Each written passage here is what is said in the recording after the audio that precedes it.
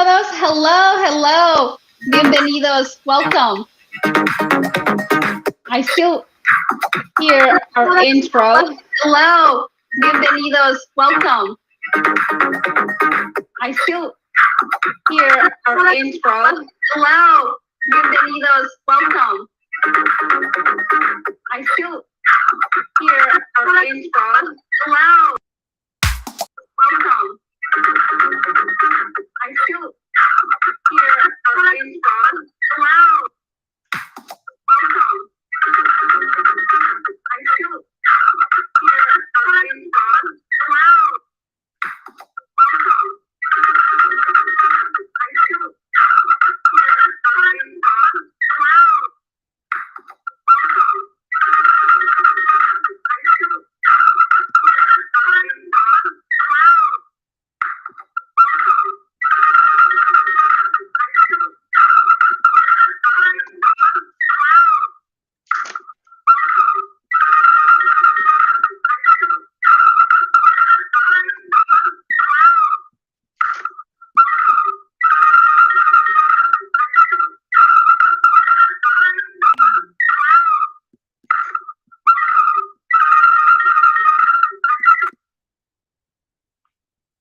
Hello, everybody. I think we're having a little bit of technology difficulties. Welcome. This is Paola Guthrie from Creating Purpose with Pau. I welcome you to the Spanglish World Network and also her network on Single TV channels 250 and 251. Please remember to download Single TV app on the respective app stores. The app is totally free. You can download it. And when you download it, please rate it. You can leave a comment. You can find Single TV on Google Chromecast, on Amazon Fire TV Stick, Roku Stick, and all smart TVs from 2016 and forward. Today in the house, I have my beautiful friend, Laura Ollinger. She is the owner and founder of Positively Healthy Coaching, where she coaches teenager girls and moms, to deal with their challenges of today. So I welcome you to the house, and I appreciate you being here today. Thank you, Laura. Thank you so much, Paola. It's always good to talk to you. Yes, it's always fun. So please, let us know, how can we build, a better relationship with our children? Wow. Great question. It's a big one, but I kind of think it's a simple answer. It's just to connect with them through your presence, through listening, through eye contact, through just small moments here or there, just being a part of their life, being interested in their interests, being interested in who their friends are, whatever hobbies they have, kind of really taking an interest in getting to know them. And kind of most of all, just being curious about who is this person that lives with you that you've raised since they were a baby. But, as they're teenagers, they're obviously pulling away and becoming their own individual person, and they have their own identity that they're creating. So that's why you feel a little bit of that friction. But to stay connected, we kind of just want to meet them where they are. Yes. And like you and I we share a mentor, right? Dr. Amen. And one of my favorite things that I learned from him is that give them that quality of time, right? Like give them that, like if we have, like you have 4 beautiful children, right? Mm-hmm. So divide your day kind of like 10 minutes, 20 minutes. He says 20 to 30 minutes, if we spend time with them daily, one-on-one. Just and one of the things that he says is to let them lead, right? Let them lead for that amount of time that you guys are spending together. Yeah, I really like that. And, I think hearing that, some parents might initially feel a little bit overwhelmed by that number, because that sounds like a big number, especially when you get up to 3, 4, kids. But what I would say to that is it doesn't have to be this really super organized, planned thing. It can be time in the car, time running to Target, to the grocery store. It doesn't have to be this perfect, magical, let's go sit down and have this chat. It's not like that. It's just kind of like throughout the day, I think, is how the connection can be made. Yes, I agree with you. And like I said, I don't know if I said it already, but or I thought it's like sometimes it gets challenging, as life gets busy, and we have this, beautiful blessing, of being parents, because not everybody gets to experience parentinghood, but we, the ones who have the blessing to experience it, it is a blessing. And sometimes we get busy with life, our professional life, our health, and many, many, many other things that sometimes it can be overwhelming, thinking, oh, how am I doing as a parent? How can I improve? How can I better this relationship, especially for our older kids, like they begin to pull away a little bit because they are discovering their independence, and they have friends, and sometimes they, go out, and you don't have that much time as you have with the young ones, that they just, they stay home with you. So sometimes it can be challenging. One of my main questions that I have for you, because I know we have parents that they're learning how to parent their kids, and sometimes whenever they're trying to have this conversation, their child might get out of control, might feel intimidated, and they might just get mad at the parent, and they just blow out, and then the whole plan of having a magical moment just blows out of proportion, and then it goes away. What would you tell to those parents that are trying, they're learning how to create that bond, good bonding with their children? Yeah, I think there's a couple pieces to that. So one is maybe to choose better timing if that's happening. Maybe they're choosing a time that's not great for the kid. Maybe they're tired, overwhelmed, stressed, exhausted. A lot of times when kids get home from school, and I know we're going to talk about back to school since it's coming up, moms want to talk, how was your day? What happened? Da, da, da. And, imagine you just worked, 12 hours in a row. And I'm not saying their day is 12 hours, but it feels 12 hours from the time they wake up to transportation, going, sports, activities. And then they get home, and it's like, you kind of just want to zone out and chill out when you've had a big day. And imagine they do that 5 days a week. So that would be the big thing, is choose better timing. The next thing is to maybe kind of consider the language that you're using with your child. Maybe they're feeling attacked for some reason. It might be, you're saying, why didn't you do this? Why didn't you do that? Or how come this? And how, kind of like that, a little bit of an aggressive energy. And I would say to kind of like have some self-awareness, take a deep breath, pull back, instead of criticizing, like as a tone, kind of become more curious. So, hey, Johnny, I was just wondering, what do you think about, making your room super organized and clean on Sunday, so that way Monday you'll be really ready for the week? Can you hear the difference in that then versus, why don't you clean your room? Right. So I think that would be, so timing, tone, kind of the energetic movement. And probably the last thing would be, maybe have some awareness with what else is going on in their life. So teenagers, I know we're talking about all ages, but I deal specifically with teens and tweens. Maybe they're dealing with a stressful event that they're not sharing with you. And so think about when you've had a bad day, you don't necessarily want to talk about it, and you end up being, prickly or, having a negative tone. They might so you might have to get curious about, I'm wondering what's going on in their life that's causing them to react like this to me when I'm just trying to show my love and support. Yes, one of the beautiful things that you mentioned that I want to tell our beautiful audience, you talked about tonality, the language. And there's a tonality that I think it helped me as a mom to better my parenting, because we also share another beautiful mentor, Vinu Keller, that we learned from her that tonality matters. And we can come from neutral, whenever we are neutral, then we're planting the seeds, right, for sharing that message, like having a good communication whenever we come from a neutral point of view or behavior. Whenever we come from a authoritarian behavior tonality, then there is no way whoever we're trying to communicate with, they're going to shut down. They're like, whatever, like we're not going to be able to talk, to communicate whatever we're trying to say. Our kids, our husband, whoever we're trying to communicate with, they will not listen to us because we're coming from that tonality. Like, I'm Mhm. telling you, I'm the boss. Right. And automatically they just shut down. Also, if we come from a very uh, unsecure or uncertain Mm, tonality behavior, we also will not deliver the message that we're trying to get across. right.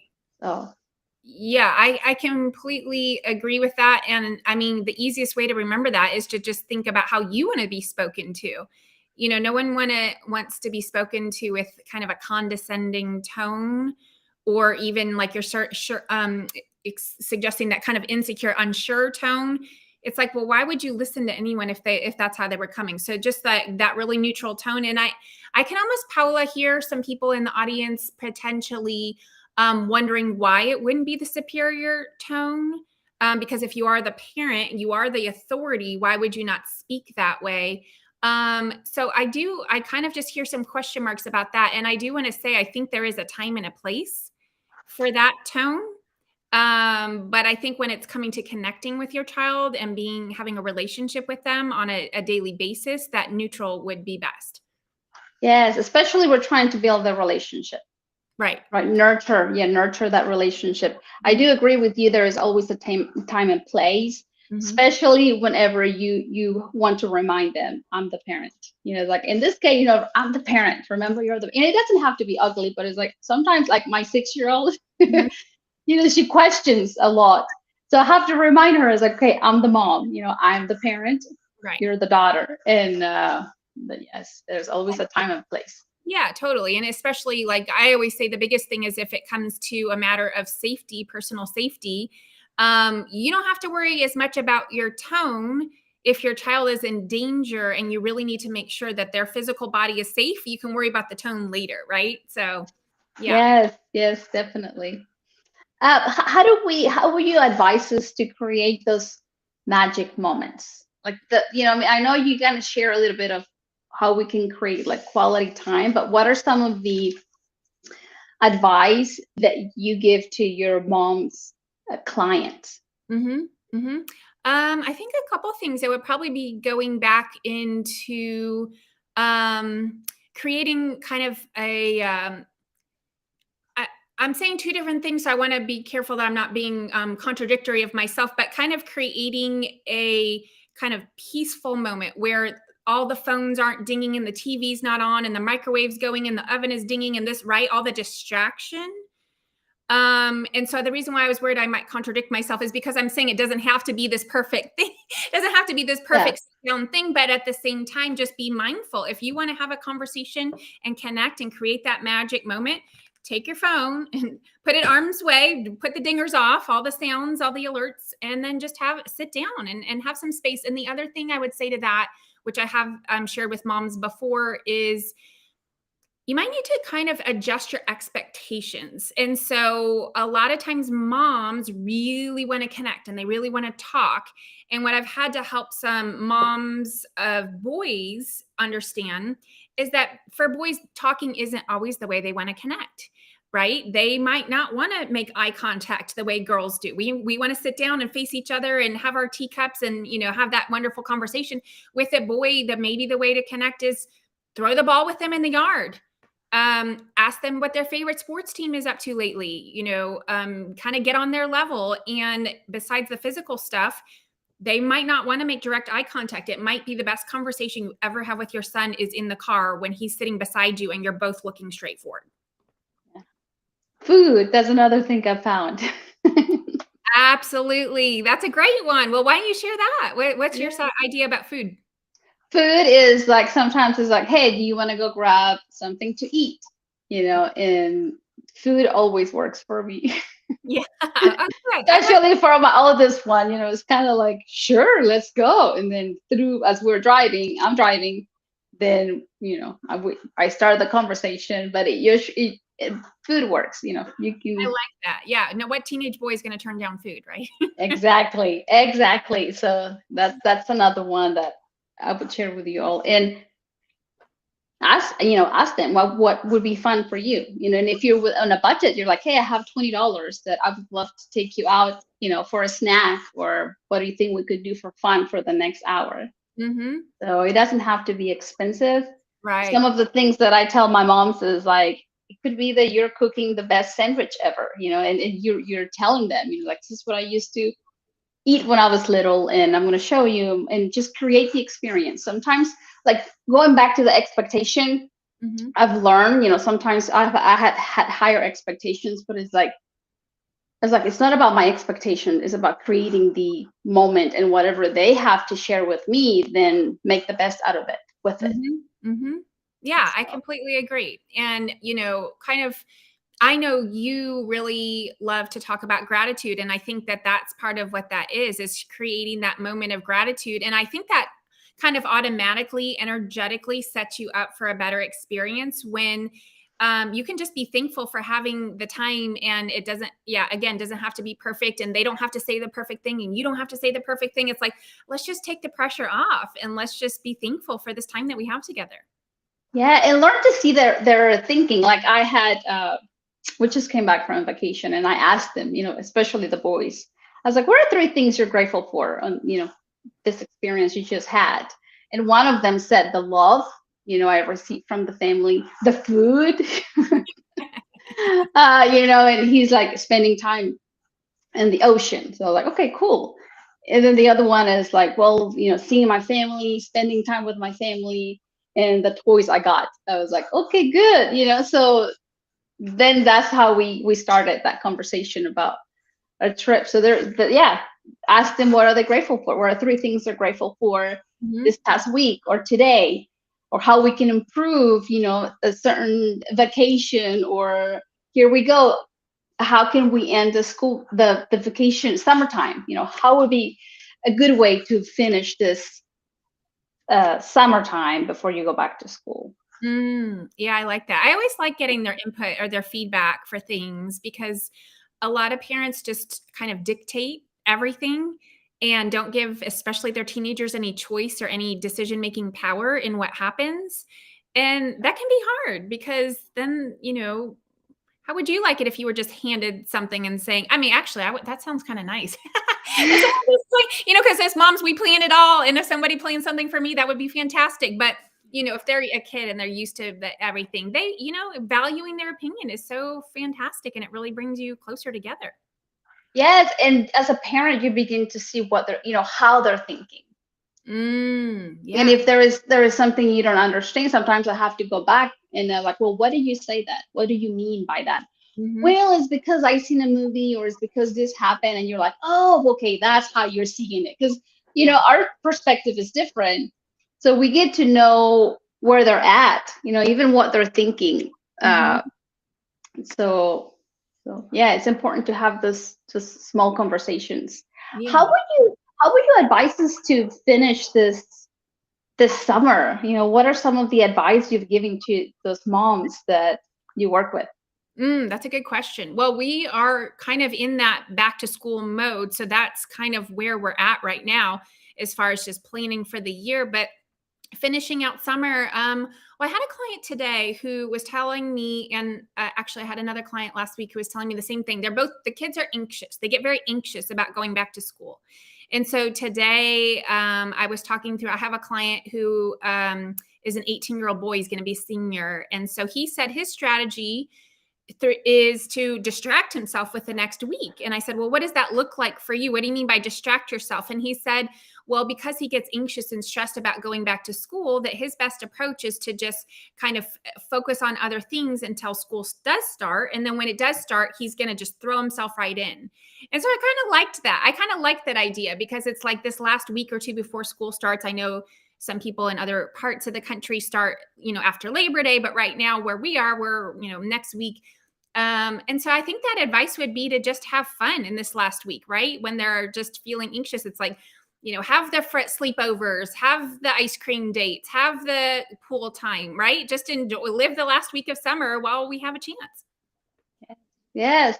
What are some of the like habits that we could implement to start the new year, with one step ahead of us? Yeah.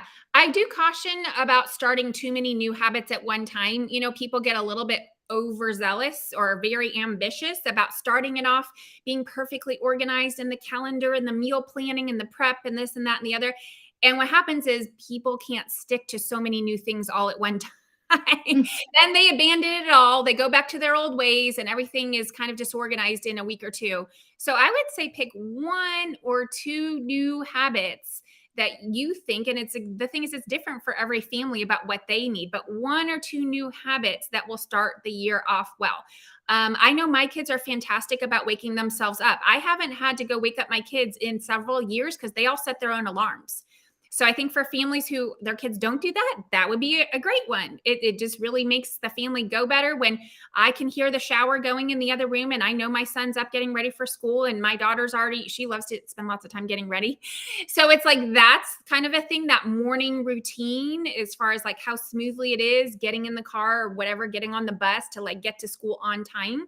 So kind of like working on that morning schedule would be a big thing. And then I know that after school time, what does it look like as far as when homework gets started or when it gets done? A lot of parents have to nag their kids, have you done your homework? Have you done your homework? I have to say, I'm really a hands-off mom personally. I trust that my kids do their work, and if they need help, they'll come ask me. I do check in occasionally, just find out how's it going. Are you having any struggles with any of your classes? And so they are really good about kind of like taking ownership about their own stuff. They know what they need to do and they know when to do it. And so I guess I've been really blessed, but that's kind of how I've trained my kids. So they're kind of on autopilot. It's like, not sure That's they even good. need me. I'm not sure they don't even need me. I'm just kidding. That's a joke. Yeah. What about you? What would you say? I would say that let's think, how can we improve this new school year compared to the last one? What were some of our struggles that we had Yeah. that we can improve? You can say, okay, I'm going to be better at this. Maybe you forgot your lunch, or or the kids forgot their lunch. Well, maybe they can work on their lunch the night before instead of in the morning. Right. Yeah, just think, yeah, and ask them. I think that's one thing I'm going to ask them. Hey, how can we improve this school year? What's something we can implement that is going to make it go by smoothly. I have to brag that my 6-year-old is now sleeping on her own bed for the past 2 nights. So it's like, yay. That's awesome. That's Yeah, awesome. that's going to be good. I was like, I am glad she's going to first grade, so she's sleeping on her own bed, and I think it's going to be good. Oh, good. Good. Yes, but yeah, I think thinking, how can we make it better? What's something that we all can do to make it better? Yeah, and sometimes they might not know the answer to that necessarily. They might just have, it might be more of a feeling that they have, like a negative feeling associated with it, but they might not know why, because it depends on the age that we're talking about. Or it might be very crystal clear. Like they might know the one thing that always went wrong last year was they forgot their library book. They might be very clear about it. Or it might be an unsure. So that's where you might need to help them and say, well, what was the biggest challenge that we as a family had last year for school? And, they might be able to pinpoint, oh, the morning or the evenings or the homework or the this or the that, right? And then that's when the conversation can kind of start, is like figure out what the challenges were and then figure out some solutions and kind of have them help. The older they are, the more they can help with what that solution is. Yes. Another thing that's been in my mind, about our parents that I've noticed is like, what could we tell our parents that are dealing with tension, stress, could be from work, from health, financial, how to pay the bills. And Mm-hmm. then sometimes they spend 90% of their time in their worries. And then on top of that, they have to learn how to parent. So Mm-hmm. what could we tell to these beautiful people that are watching right now that might be struggling with, like, well, lucky you, you have the time. Lucky you have the resources Mm-hmm. to plan for parenting, for the magical moments. What could we tell them? I think those parents who are really struggling, need to take a moment or 5 minutes or however long it takes to journal out or to just talk out or to think out. They could even do it while we're talking right now. What is it that they really want? What do they want with their kids? what kind of relationship when they have with their kids. And when they have that answer, assuming it's a close, connected, loving relationship, I think setting that intention when they walk in the door. So say it's been a long work day, maybe the kids are already home. Maybe they have to set up a reminder on their phone or set up some visual cue. I love visual cues, things that remind me. And, maybe it's when you walk through that front door, you take your big deep breath, right, in and out, and you say, my intention is to connect with my children this evening, or to have a great relationship with whatever that the words are. It's their words. And that just sets you up for a better tone, because think about if you don't do that and you walk in the door, it's been a long day, you're exhausted, you still have to make dinner, blah, blah, blah, all that stuff. We all know that feeling. It just sets you up for a better time when you know what you're trying to accomplish, because there's always a choice, right? You have a moment where, I think I was making pasta the other night and my water boiled over, and the stove was clean before that, and then all it's yucky. And, it's like all those little things, right? They can all stack up. And when we've had a long, stressful day, small things like that can make us upset. Or small things like your kid spills their drink at the dinner table, or messes up their brand new shirt, or loses something that we've had to pay, money for. And we get upset, we get frustrated typically. And so it's like setting yourself up for, how can I best connect even when things go wrong, or when things go wrong? Because we know things go wrong. They always go wrong. They're kids. They're in this a family, and we're human, right? Yes. Yes. What can I learn from this situation? Yeah. And it's like, what can I learn from this situation? For Mm-hmm. anybody out there, if you're struggling with your marriage, you're struggling in your professional life, you're struggling with family issues, if you're struggling with, financial issues, nothing lasts forever. First of all, nothing lasts forever. That problem can pass, because if we shift our focus, if we begin to see the good things that we have in our life versus the problems that we're dealing with, what's weighting us down, we begin to see the beauty within life, then we can set the attention and intention that you're talking about. Whenever we have to set that special time for our kids, it's like breathe and say, like, I want my kids to be beautiful citizens. So set the intention, the attention for your kids, and forget about the worries for that time. Mm-hmm. Yeah, I think what you just said was great, because it can be thought of as a reframe where, in my example, my first instinct was, oh, my stove was clean, now I have to clean it, right? But then what I say to myself is, oh, it's just water. Oh, it's just a stove. Like, nothing seriously bad just happened, right? We're all okay. Everybody's safe. There's no major disasters, right? And it's just about putting things in perspective. Like, it's just a little water. No big deal, right? Yes, reframing. Yes, reframe. Learn to reframe, because it's I think it's a habit that I chose to adopt. Learn to reframe every time something happens. It's like, okay, what can I learn from this situation? How can I become a better person from this situation, versus changing the mood to the negative. It's like, no, I'm not gonna let my the anger spike up. It's like, how can I keep my gratitude? How can I keep my coolness going even through this stressful moment? And begin to see the blessings. Like, sometimes things happen for us to learn. Like, okay, how can I handle my finances better? How can I get along with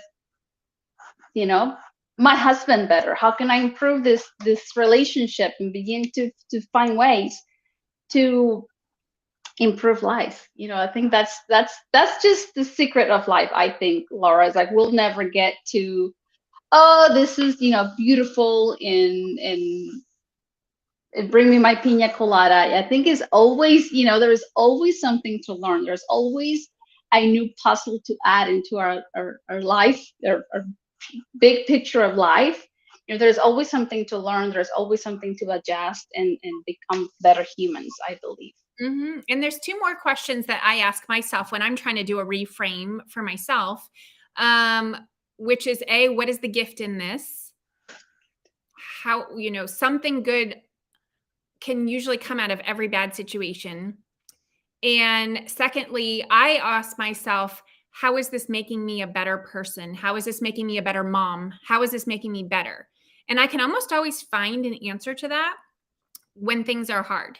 It always forces, those challenges force me to become better, stronger, more patient, more resilient, whatever that might be. It's forcing me to grow. And so just kind of seeing the challenges as an opportunity for growth as a woman, as a mom, as a human, then, it kind of helps us deal with all those little stressors every day better. Yes, and all of the moms that are watching us right now is like, we hear you, we hear you because we have a big responsibility. And at the same time, it's a big blessing that we're able to multitask. We're able to clean the house. We're able to do laundry. We're able to keep up with the schools, the kids' school activities, or if they need money, or if they, there are those notes that come to school, come home every day. And sometimes moms are the responsible, but get to read it, get to sign them. We're just,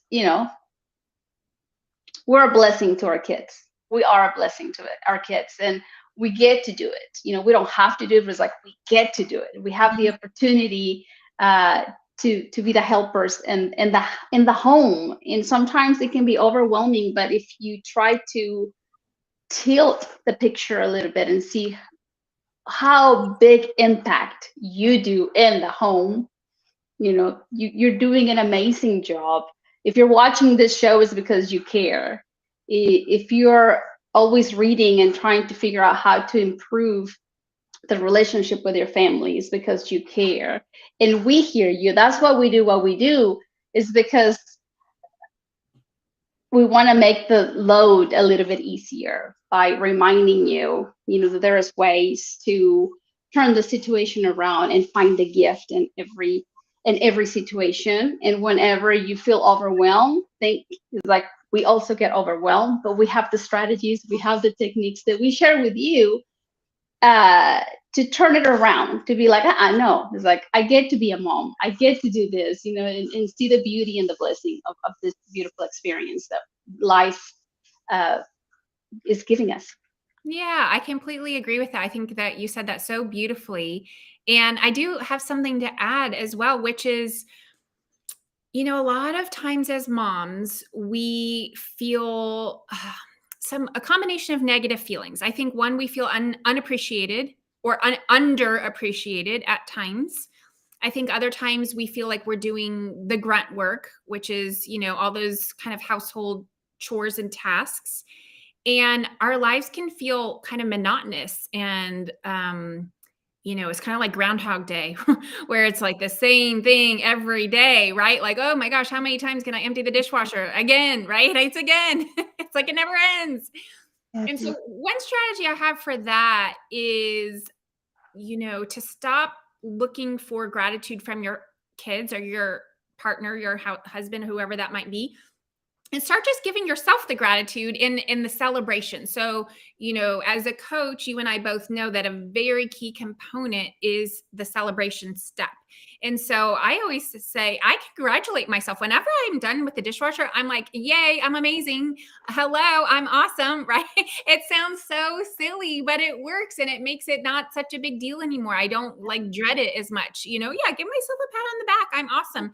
But I do that honestly with every single thing that I do all day long, whether, whatever that might be, mom role or, manager of the house role or whatever role I'm taking on at that moment. Even if it's, how many times have I taken my kids to all their appointments, the doctors and the eye doctors and the orthodontists and the dentists and the physical therapists, right? It's ridiculous how much time we spend doing these things. But I look at those in two ways. Which, again, another reframe. I look at it in a different way. So I think this is great quality time with my kid right now, that I'm going to this appointment with them. We have time in the car. We have time to, discuss with whoever the doctor is. But also, I just think it makes me feel like I'm doing a great job as a mom because I'm taking care of them. And just, I congratulate myself and I celebrate myself, and I don't think of myself as like a victim or poor me or I have to do this again, right? I just get excited about it and I think it's fun. You were investing. That's how I learned to see it that way. Mm. And I was like, it's an investment. You know what? Right here is like this love that I'm showing them is an investment because it's helping them grow Mhm. and seeing that they realize that they matter. You know, they matter to me, and and it's an investment. Every time you feel overwhelmed, take a break. Of course, like take a break. Do your whatever you got to do to breathe 3 times. Mhm. Did a happy dance, whatever you have to do to recharge. Only you know what recharge you. Uh, but we're trying to bring the message that it is an investment. It's like what we get to do. It's to me is priceless. Even though sometimes it's very overwhelming, it can be tiring because, like you said, you go from appointment to appointment or a school activity, or you need to go take them shopping for something, and boom, boom, boom, your day is over.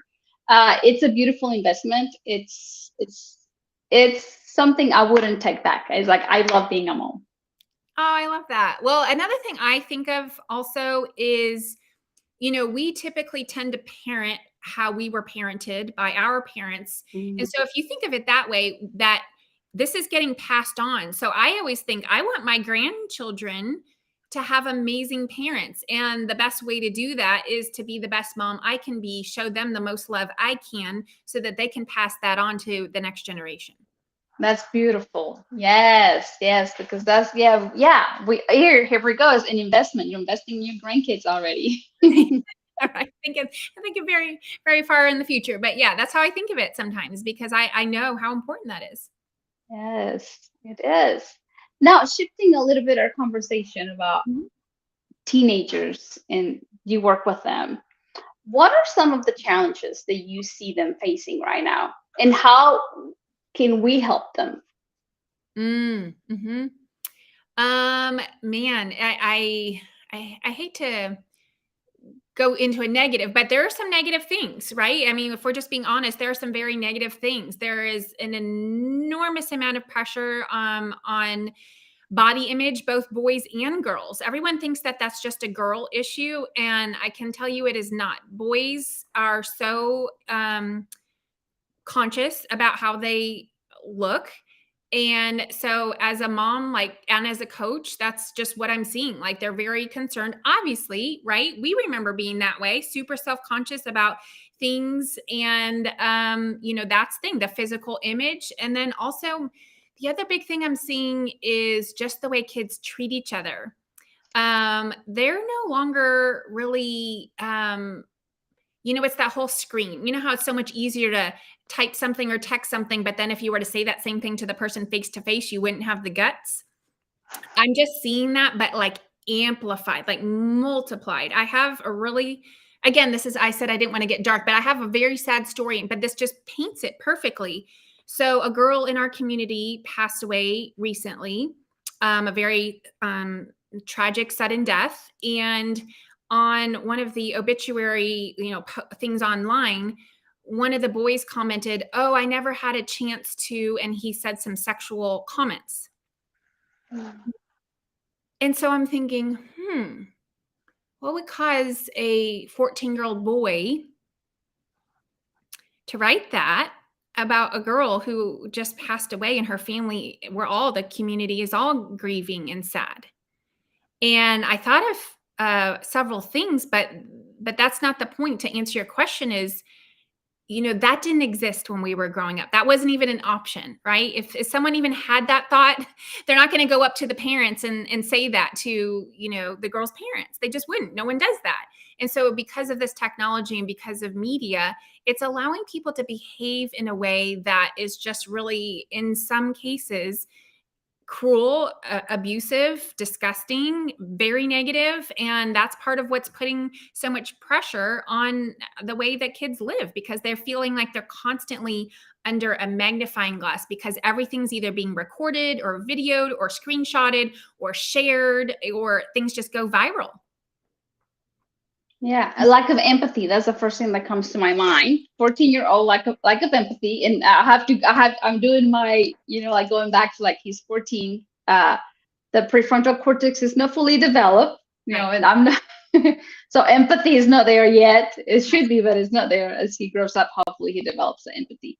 Yeah. So going back to what you share, So social media technology that we have, sometimes if it's not used properly, Mm-hmm. it does causes social pressure. Mm-hmm. uh I'm speechless, like, to be honest. I'm Like, 'cause- sorry. I didn't mean to throw you for such a loop, but no, that's an example, because the thing is that's not the first time things like that have happened. I work with teenagers and I hear stories all the time about people just being mean, like very mean, or they all also are just very desensitized to violence. So there have been lots and lots of fights at our local high school. And fighting isn't new. Fighting's been around for millions of years. High schoolers get in fights, right? Because they're, yeah, adults get in fights, right? They fight. But what's different now is people will just stand around videoing it. Somebody is getting completely beat up, but no one is stopping to help them. No one's trying to break it up. Even the teachers aren't trying to break it up because they don't want to get hurt. So some schools don't have the resources to have, a police department or security to come help break up a fight, but everybody's just standing around watching it and then sharing it. So I hate to again be such like a dark, no, but no. that's I mean, it's reality, and it's reality. So now that we're here, learning about it, like, everything starts from home. So if parents are watching, like, if we can teach and guide our beautiful children to develop the empathy, because they learn from home. The way I behave, I know my kids are watching, and every behavior is taught. mm-hmm, We learn our behavior somewhere, either for survival or because we were having a good time, one of the two. mm-hmm, So it's good that you're sharing, so our beautiful families begin to be aware. It's like, okay, how does my child behave outside my home? And one of the things I always ask, parent teacher conference, like, how does my child behave? uh Begin to analyze, because we, as a mom, is like, I want to, my goal is to build beautiful citizens. Only I have three responsibilities within me, and in the home. So I know everything starts from home, mm-hmm, and they learn by watching the parents.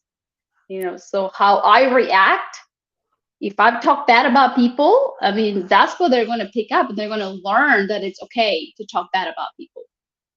If I react violently, they're going to be like, oh, that's okay. Like, that is okay. So as parents, we have to really analyze and observe our behavior, learn that reacting, it matters. It matters the way we react. mm-hmm, mm-hmm. Which all goes back to something that you and I talked about last time we spoke, which was self-care. I cannot emphasize that enough. For like, you talked about, what do you say to these moms who are busy and exhausted and tired and stressed, and they have so much stress and responsibility? How can you have time for self-care? And what I mean by that is not sitting in a bubble bath eating bonbons and drinking Chardonnay, right? What I mean by that is to kind of have a little self-awareness and like a wellness check on your emotional state. So check in. How am I doing? Am I yelling a lot today? Am I feeling angry today? Am I feeling really stressed today? Because whatever that answer is, that is going to be kind of morphing out. I'm trying to think of like the right word, leaking out to your kids, right? Leaking out. Even if you think, oh, I didn't, yell at my kid today. Yeah, but they heard you yelling on the phone to your, dry cleaner, right? They heard you, or they saw you, or they witnessed you, or they felt you. They can feel the energy, right? So whatever, if you are in a mile of your kids, whatever you're doing, they will pick up on it. Yeah. Yeah, they know. Mom, are you mad? No, I'm not mad. I'm just thinking, like, yeah, they're smart. Yeah. And is it okay if I add something on to that? Which Yes. I don't want to dismiss the fact that we are allowed to have our feelings. Like, we want to give ourselves permission. We're allowed to be mad, right? Yes. We're allowed to be stressed. We're allowed to have any of these feelings. We want to model those feelings in the best, healthiest way possible for the kids, right? So it's like, it's not to say we have to be happy and chipper all the time and be perfectly relaxed like we just came from yoga, right? That's not reality. We're allowed to have these feelings, but we just want to display them in an appropriate manner so that the kids can learn how to handle those emotions. Yes.